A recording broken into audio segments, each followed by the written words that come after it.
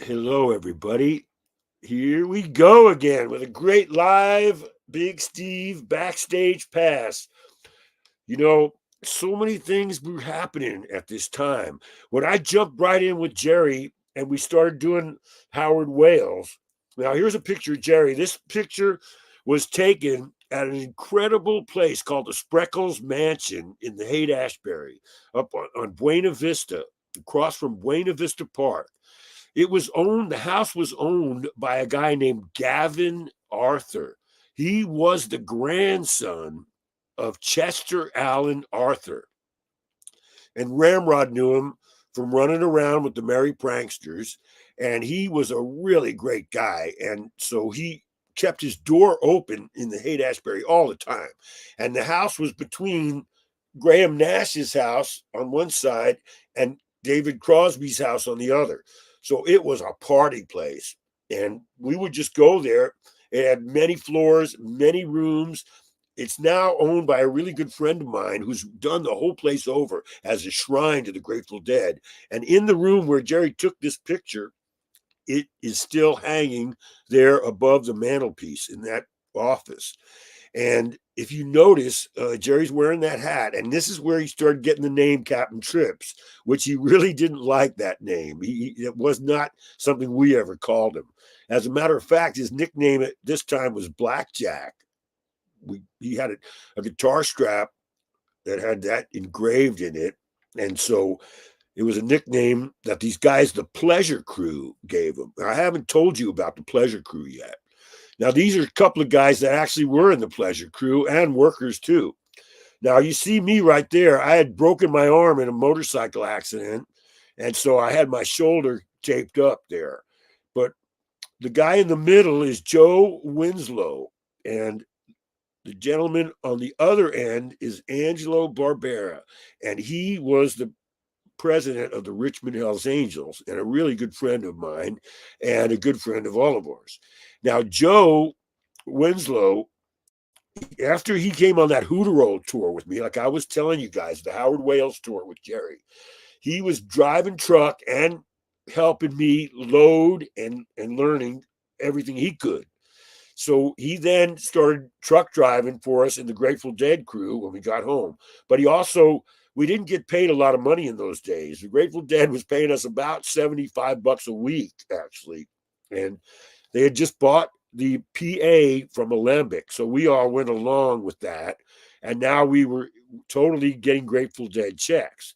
So Joe was helping me with the Garcia band also. And he and I became really close, of course, and we were having a great time. We would do all these shows and have really a lot of fun hanging out. Joe was a good guy, and he came from Pendleton. He had the right attitude. And here's a picture of me. I guess it's the first selfie I ever took. We didn't call them selfies in those days, but I just turned a Polaroid camera.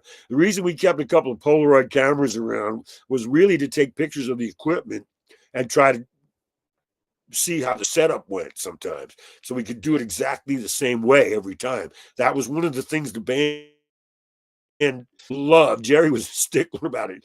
Everything had to be the same way. So we began doing things that no other band had ever done, laying out a carpet. We were the first ones to get two um, carpets and put them together and tape them. And that was where we set the band up. And immediately we started at a rehearsal one day, and then that became something we always rolled out. It made the microphones really seem like it was a homey thing in your living room.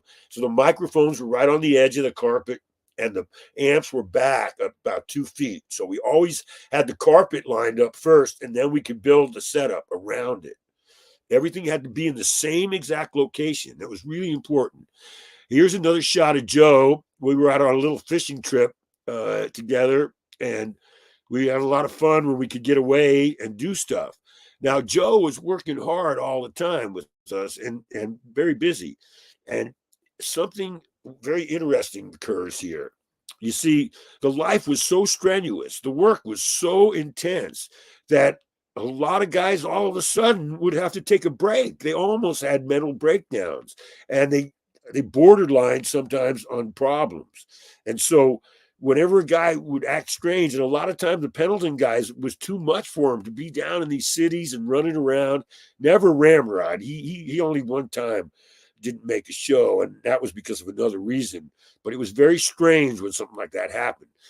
Jackson, for a while, he took off and went home. Hagen burned out and left a couple of times and came back. And Winslow, after he broke into working with me for so much, we also had a wood shop going, and he decided he didn't want to go on the road anymore. So in the middle of this really intense work period, he tells me that he is going to settle down with this gal who, now we had another place that was Mickey's Ranch. You went from Rucker to Mickey's Ranch. We went back and forth all the time. Mickey had a studio at his place, and Kreutzmann lived out there, and every once in Ramrod lived under the barn there. He had a place where him and Francis lived, and we'd go out there every day. That was our thing, back and forth between Rucker and Mickey's place, and we all hung out at those two places. So in other words, like when the band was going to do this movie, Zachariah, which was a Western movie, everybody was riding horses at Mickey's and dressing in total cowboy regalia. I mean, it was Western shirts and boots for everybody. Justin's, Tony Lama. And you had to learn how to break a pair of boots in real quick. And we learned all those kind of tricks. And that movie never did occur. At the same time, Jerry had done this thing. Ramrod and I went and helped him. It was called Zabriskie Point. It was a first movie he really did a soundtrack for, and that was for Antonioni. It's a terrible movie. He didn't even like it at the time. Too spaced out, too strange. Now, Sandy lived in Novato, but she was sort of a runaway and came there and hung out with Mickey's girlfriend at the time. Her name was Cookie, and she had two daughters about the same age. So they had met in school, and they began hanging out at Mickey's, and they were always around. Joe fell in love with Sandy, and she was pretty young, so he had to get permission from her mother to marry her.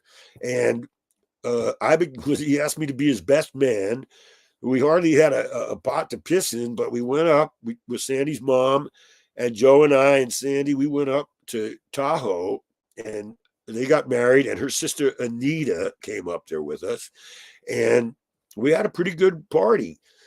But it wasn't very long. We got back down home from that, and Joe tells me he's not coming on the road anymore. I go, what?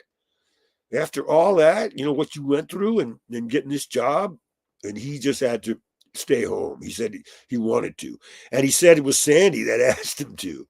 Years later, I asked Sandy, and she told me something very simple.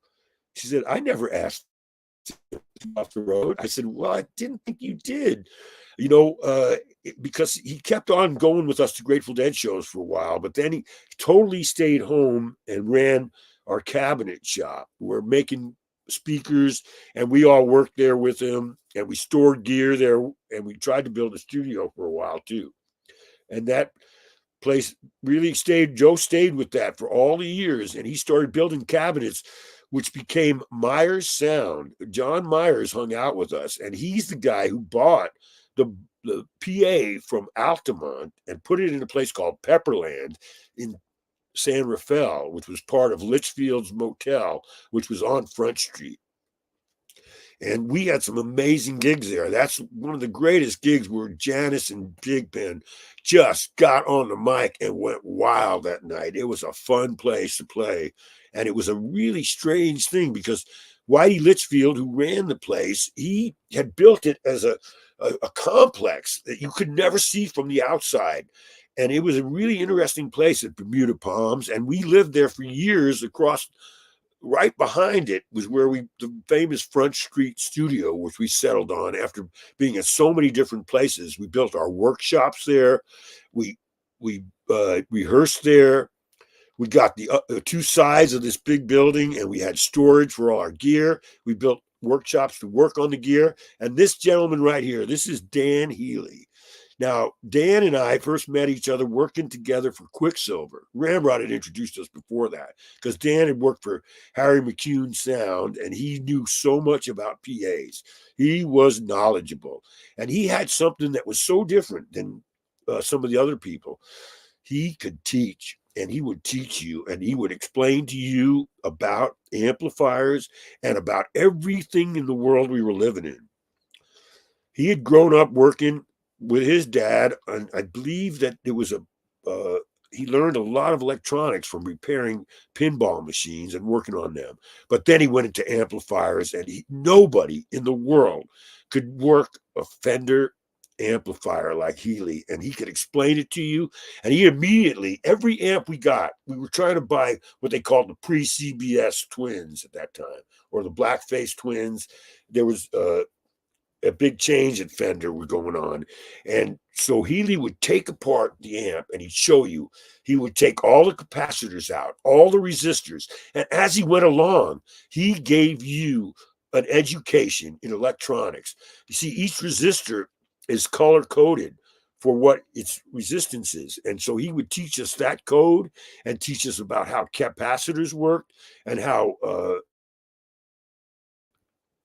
the essence of the amplifier and the speakers, showed us how to wire everything up, how to repair stuff on the road when we were out there by ourselves.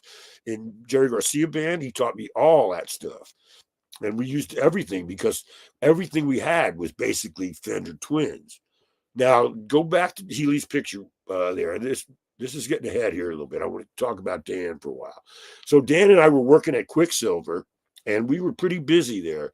Now, the way that I ended up doing some time with Quicksilver was we were at a New Year's show from 69 to 70, and it was Santana, Quicksilver, Grateful Dead, or it was our Airplane and Grateful Dead. And Jackson, when the Grateful Dead were playing, Quicksilver had opened up for everybody. And then when the Grateful Dead were playing, Jackson came over and got me. And there was no drum risers. There was Mickey and Billy, but they were right on the stage in those days. We didn't have risers even. And there was a guy named Doug McGuire. He had long red hair, and he worked for Quicksilver. He was their roadie, or Quicksilver Quippy. And Jackson said, "Look at him. Look at Doug. Look where he is." And he was laying down naked between Billy and Mickey's drum set. And Jackson said, "Go out and see if he's okay." The band was wailing away. The Grateful Dead were playing. It was after New Year's, and I walked over to Doug. I leaned down to him, and he was smiling, the Cheshire Cat smile. He was just had his hands behind him. He looked like he was in a hammock, naked in his backyard or something. But here he was on the stage. And so I said, "Doug, are you okay?" And he looked up at me and he said, "Steve, you like me?" I said, "Sure." He said, "Would you help me?" I said, "What? What do you want?" He got up and he kind of brushed himself off, and he shook my hand. He said, "Would you do my job at Quicksilver?" And he walked naked out the back door of Winterland, and we didn't see him for a couple of years. He went up to Oregon and started shoeing horses. He became a farrier up there. And so I started working at Quicksilver. Now, that was a whole other scene. And Quicksilver had in it at the time Gary Duncan, John Cipollina, Greg Elmore on drums, and you know, it was a time when there was big connections to Hawaii also for Quicksilver, and they were doing it. They just had done an album at Haleakala on Maui, and so we were going back and forth from there and doing recordings in San Francisco. And Dino Valenti had joined the band. Gary Duncan and him got to be real good friends. Now, Dino was a character that was on the scene in North Beach. He was a folk singer. What a character he was, though, man. His life was incredible. Started working in carnivals when he was 15 years old. And he actually, me and him would talk all the time. And he actually worked for Grace McDaniels. And she was the mule-faced woman. She had this incredible deformed face. And he had to feed her and take care of her and set her tent up and all this stuff when he was a teenager. So he was pretty rough and tumble, roustabout type of guy. Now, in he wrote a song called "Smile on Your Brother." Everybody get together, gotta love one another right now. Then he got arrested in 1968 for some marijuana, and he had to go to San Quentin for a bit. And he was gone for about 3 years from the scene. And during that time, the Youngbloods, who were friends of ours, Banana and Jesse Colin Young, they had a big hit with that song. And there was a dispute between those guys forever as to who wrote that song. And Dino was a real forceful character. The first thing he said to me, and now Healy was the sound guy and teaching me so much at the equipment level. And Dino would tell us stuff like this. He'd say, I want you guys to wear leather pants, leather shirts, leather hats if you want to wear a hat, and all leather everything. Of course, we laughed. We said, we're going to wear what we want. You know, he didn't like that. He was kind of forceful and trying to put his will on us and all that. And he was getting in problem. And Cipollina was fighting with him. And Cipollina had the most incredible setup in those days. It's in the museum in the Rock and Roll Hall of Fame now.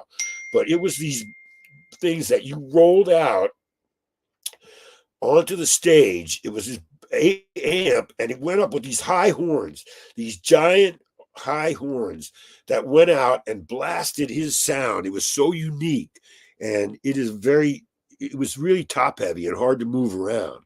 So anyway, Healy and I were working for them for a while, and the Pulte brothers were working for him. Frank Pulte was their manager. He was old school, and he'd worked in Chicago and was a blues guy. And so Healy and I got together. We had a meeting there at Quicksilver, and we both at the same time looked at each other and said, we're quitting. And we left. And about a week before that, Jackson, Grateful Dead had bought this first cab over truck. And so Jackson and I went down and did the show in LA with the Grateful Dead. And he taught me how to do Crutchman's drums that day. We really got into that. And he didn't want to do them.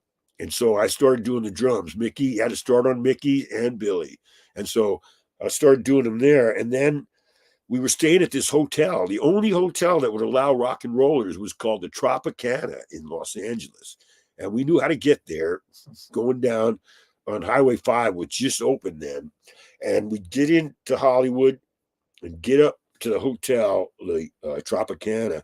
And it was a rock and roll hotel. It had pictures of musicians in it. And Jackson and I had a room. We were right next door to Phil. And Owsley had always showed us, you got to make your room yours. You got to turn it into a place with candles and colored light bulbs. So we changed all the bulbs in the room, and we had it all set up. We had a candle burning on the table, on this wooden table in the middle of the room. We're sitting at the chairs, smoking weed. It's time to go to the show. And so we leave and we go to the show. But unfortunately, we'd forgotten to blow that candle out. And so when we got back, the room was completely burned out through a shell. Every stick of furniture was charred. Things that were shouldn't have been burned, the curtains, everything was burned. You'd think that it would have been like a big deal, but the guy only charged us a couple of $100. We couldn't believe it. And Phil popped out. He saw the commotion, and he said, come on in, you guys stay with me. And so we were talking, and Jackson and myself and Phil.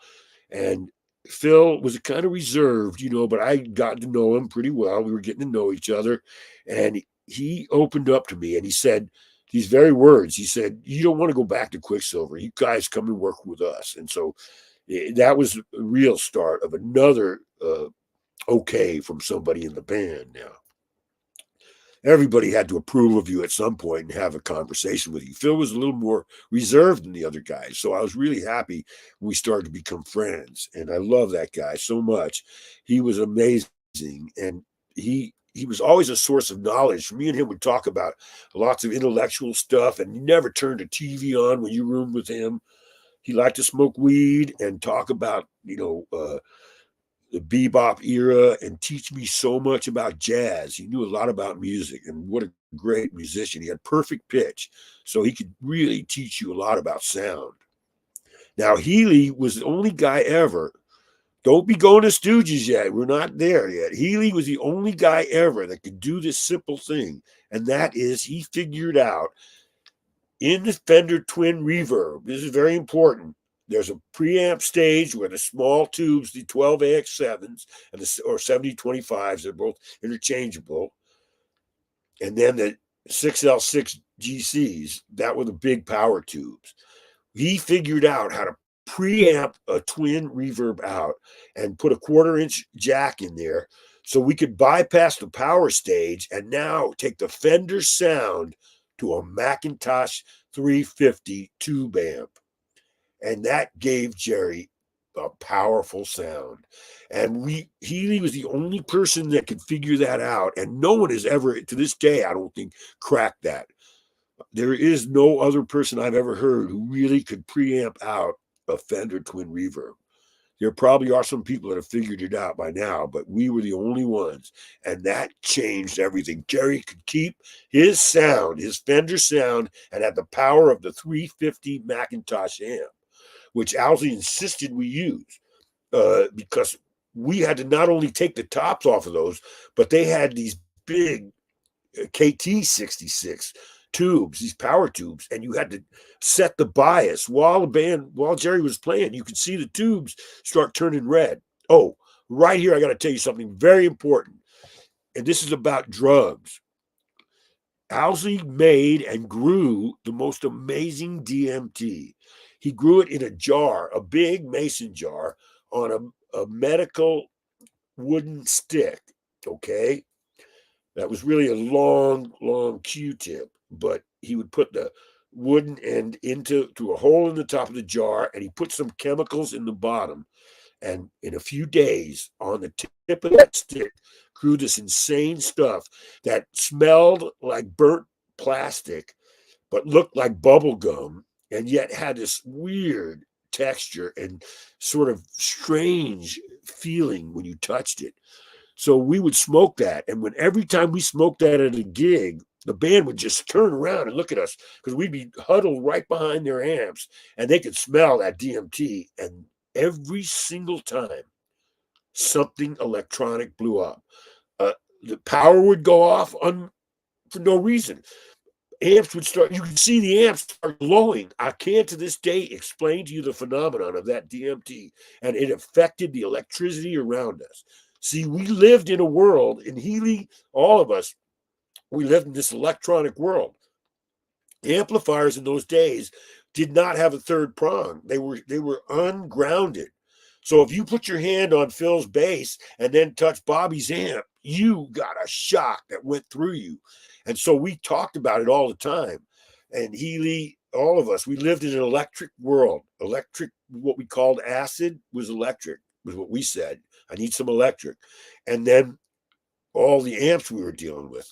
And there would be no Fillmore East if Bear hadn't figured out how to ground the stage in that place, because he was a genius at that stuff. And he taught us how to do it.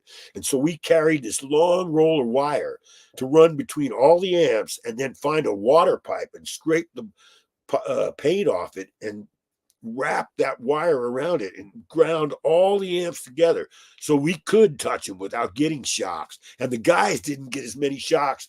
You always had to go and touch the guitar when it was plugged in before you ever gave it to a musician. You touched it to the microphone, and if it arced across there, you were in trouble, because that's enough to kill you if you can see that arc. And so we had to deal with this kind of stuff all the time. And the nightclubs had the funkiest power. They had power. The quad boxes were so dangerous to plug into. They were just not maintained in the nightclubs. And so we began building our own distro for AC. These were unheard of things by anybody else. But because we had Healy with us and Owsley, we came up with this kind of stuff. It was real on the road knowledge, and we would go grounding at Woodstock. There was no ground on that whole stage, so the band couldn't even play. You'll see the Grateful Dead are never in that movie because Jerry got his lip bit immediately on the microphone, and Bobby too, and they both their lips swelled up, and they just really couldn't do their best that day. And so they were never in the Woodstock movie. You saw everybody else in there making their bones. But all these things we were learning were so great. And I loved it. And I just thought it was so great to have all these people around who were interested in teaching us, and our brawn and our brains come together. Each person did their part for this amazing equipment we were building. Now, pop that next picture of Stooges. This is a picture of Three Stooges. I was talking about him in the other episode about when Ramrod and Hagen got busted with Kesey down in Mexico and sent to the penitentiary, the penal. It was Stooges' dad who got them out, being that he was a ambassador and he knew the ins and outs of helping people. Now, Stooges, for years later, went back and lived in Washington because that's where he was raised. And so whenever we went to Washington, D.C., he knew this guy, Bob, who was actually the Department of Interior. And his job was to park the cars at the White House in those days. This is back in the 70s. So we would go into the White House at night. I'll put pictures up real soon of that. Bobby, myself, all of us, we would go to the White House at night, at midnight, and go in there when no one was there. We hung out. We actually got high in the Oval Office. We got pictures of it. And these were the kind of people we knew. They were connected in strange ways. His father was a well-respected ambassador, but him and his brother George, Stooges and his brother, were both out there, way out there in outer space. Stooges was a sweet guy and a funny guy and really a great guy to have around. Everybody loved him. And so he hung out with us a lot in Washington and opened all those doors for us. Now, I want to play a little video for you guys at this time right now. And I think we've got that queued up for you. Fourth dimension.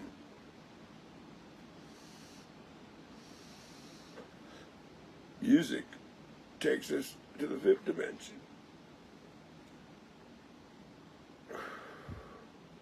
A puff of cannabis will take you to the eighth bardo of your mind because it is psychedelic.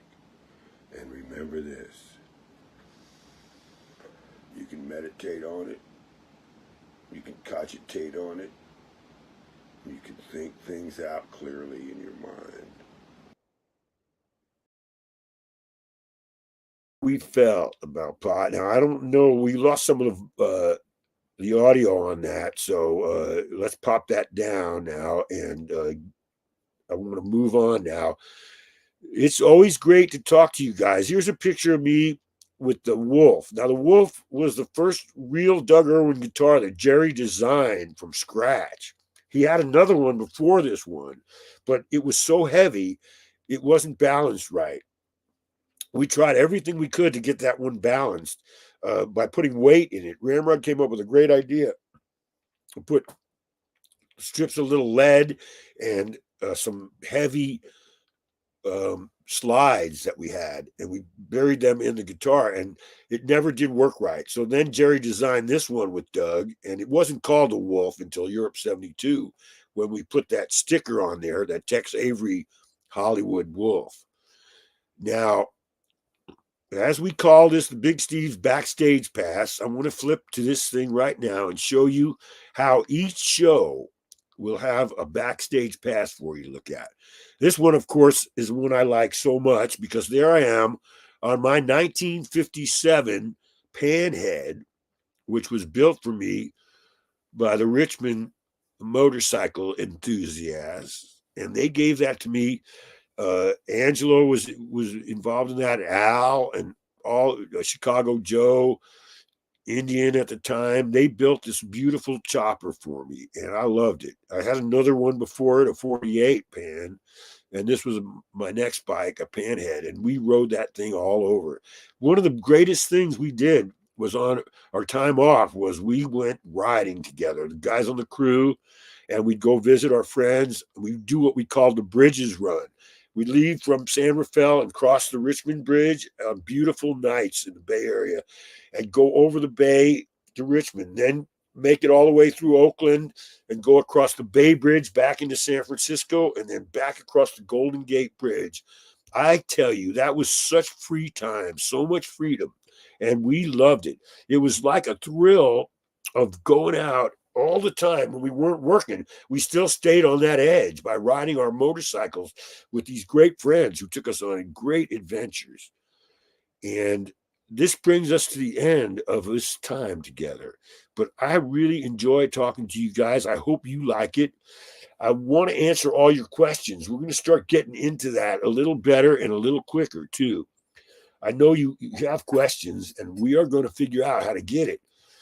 Let me see something. I got to put my glasses on for a second. Oh, yeah. Okay. So here's the thing now. Let me see if there's a couple of questions here that you could pop up for me. Would you do that for me?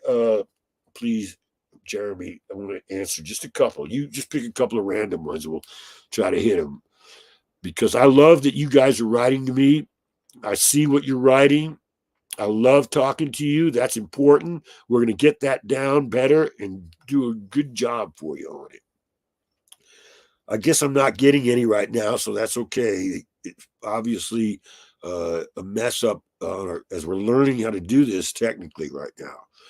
But I promise you that I will start answering your questions. I want to talk to each one of you as you want to talk to me, I hope, also. Okay, we'll get better at this, guys. Here goes one. Let me read this real quick. Okay. I was at those Springfield shows. So fun and fine. Now, this is the Springfield Civic Center in Springfield, Mass. And that was a great gig. And that afternoon, Ramrod and I went over to the Basketball Hall of Fame. Springfield, Massachusetts is where basketball was invented. And actually, in a gymnasium, it was peach baskets were hung. And Bill Walton's shoes were there, so we felt right at home. And it was really a beautiful day at that show, of course. The Springfield Civic Center was fun. It always was a great show. So I'm glad you were there and enjoyed it. I cherish that show just because that was the first pass. Now, we always tried to make the passes for the shows to represent something to us in our lives. So I'm going to highlight passes to you guys so we can talk about them and see what there are. Let me see what this other question here is. What's your favorite Jerry guitar? Oh, well, I got to say, the one that became the alligator was the one I was really close to because it was such a moment for me and Jerry when it was that trial of fire we had together. And I loved all of his guitars. Jerry would play, before that one, he played a couple of great Gibson guitars, which went the way of all flesh because Jerry would just give guitars away all the time. And so he would sometimes blow my mind with the guitars we gave away. We gave away a lot of Stratocasters from the 50s. I'll tell that story next time. It's worthy of guitar stories, how we got all those guitars. And we'll do one more question right now, and that is, how did you play the Knickerbocker Arena every show there? You had the sound perfect. How did you all playing the Knickerbocker Arena? Oh, well, the Knickerbocker Arena was a little funky, but we worked on that place and we spent time all afternoon. We would do things that no other band did. Man, we would sound the room. We'd put white noise up, pink noise, and sound out the PA, climb all over the PA, make sure every speaker was working. And so we tried to make these places sound good. They're basically barns and civic centers. And something I haven't told you, in those days, the civic centers, you had to stop at 11 o'clock. If you didn't, you had to deal with the man. And they were angry police. We'll talk about that in the future, too, as we have to go into a lot of those kind of things, what the dangers of the road were. But it's been great talking to you guys. I hope you enjoyed this show. Stick with me. I know we're going to keep moving along. There's so much stuff to tell you. We're just scratching the surface. We'll get better at answering your questions. I'll spend more time with that. Tune in next week at 4:20 on Wednesday, and we'll have another sesh together. Love you guys. Thank you so much. appreciate you so very much. You're the best. You guys make this work, and I love it. See it then.